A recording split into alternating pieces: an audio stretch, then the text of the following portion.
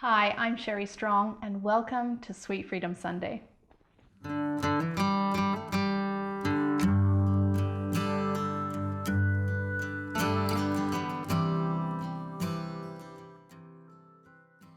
Healthy drinks that have sneaky little bits of sugar in them. These are the things we want to watch out for. Often when we're sharing a drink with someone, we're thinking we're taking the healthier option, but sometimes there's some sneaky things that are hiding in your so-called healthy beverage.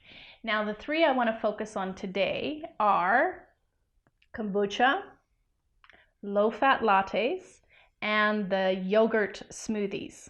Okay, so with these things, some of these things can have up to 36 grams of sugar in a full serve. So in a serve that we would normally have. So some can have 16 teaspoons of sugar in half a cup. Crazy amounts for something that's sold as healthy. So kombucha in its natural form, when it was made traditionally, has a very kind of vinegary sour flavor. It doesn't have a lot of sugar, and it's actually healthy for gut bacteria. But again, it's healthy in moderate to small amounts. If you're drinking a lot of this in amounts you never would make in a natural environment, it's going to create imbalance in the body. But what's happened with kombucha now is that there are brands who have catered to the Western palate, which is super sweet, and they're bumping up their naturally fermented health drink with tons of sugar, which is not so good for the body. So even if they've used it and it's converted, through fermentation, so it doesn't have a high sugar level, some will add sugar even after that. So you really want to watch out for that. And even when you're having a natural kombucha that you've made yourself and is quite, you know it's not super sweet, and so you're getting healthful bacteria that's, good for the body, you also want to consume it mindfully of what you would consume if you had to make and procure all those ingredients in nature. And that will temper your consumption of it. Okay, now I want to talk about the low-fat latte effect. One of the things most people aren't aware of when they're choosing a skim or a low-fat milk, that a lot of those have actually been bumped up with lactose, another form of sugar. So you're getting this high amount of sugar in their skim milk or low-fat drink.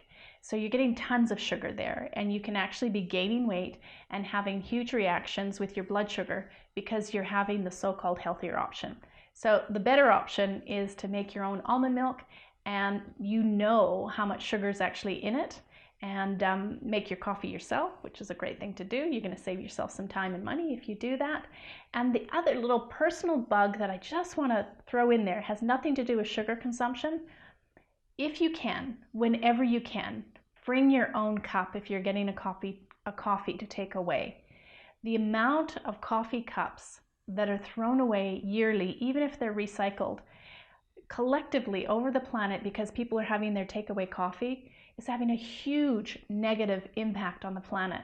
So try and have your coffee in the actual place. You're going to enjoy it more if you're present for it, and you're really, present for that drink you're going to have going into your body. That's a big tip for Sweet Freedom, actually, because you're conscious of what's going in. You're not just kind of just having it as a matter of habit and not really appreciating what's going into your body. So consider the low-fat milks are not such a great option if they're bumped up in sugar. You want to watch that. And the last place, some of you already know this, but these yogurts, a lot of these low-fat yogurts have tons of sugar in it. And when you're having a smoothie that already has fruits in it, and then you add some low-fat, yogurt that has tons of sugar in it, it's really going to send your blood sugar skyrocketing. It's going to contribute to unnecessary weight gain. There's not a lot of healthful properties when you're flooding your body with that much sugar.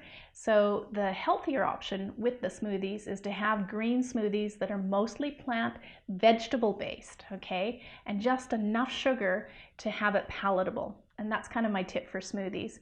Not only will you have a lot less sugar, but you're going to get a lot more nourishing, energizing, protective ingredients that will help cut your sugar cravings. And the other piece too, with the smoothie craze, is even if they're all vegetable smoothies, consider how many vegetables that you'd eat in a natural setting over the course of a day. If you're putting like 3 and 4 times that amount of vegetables into a blender and blending it up and drinking it, you can actually set your body up for imbalance. So just try to be more thoughtful about the amounts that you consume, and understand when you have nutrient-dense foods, You don't actually need a lot of them. So look out for the little tricky things that are going to happen in the drinks you're having that are considered and marketed and sold as healthy, and get wise to it, because it's going to really help you on your path to sweet freedom. Thank you for joining me on Sweet Freedom Sunday.